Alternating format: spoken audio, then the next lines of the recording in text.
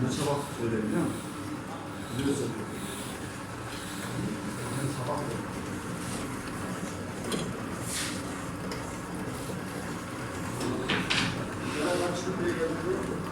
öyle yapacağım.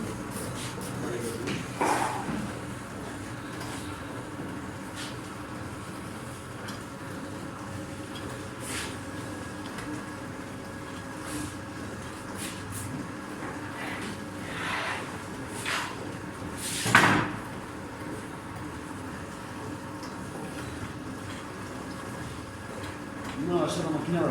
Gördün mü? Aşağıda. Buraya geldim. Evet. Nasıl Yusuf Usta? Güzel abi güzel. Müziğe sor. Mustafa da bilir, müziğe soracak. Nasıl usta? Çok güzel abi, çok güzel. Elinize sağlık. Kolay gelsin. Sağ olun abi. Siz de hoş geldiniz. Yavaş amca. Evet abi. Anladım hacı abi. Anlamadım acaba. Yavaş abi. Çıktın mı? Anlatmaya gerek yok. Bir de ekmeği çıkaralım.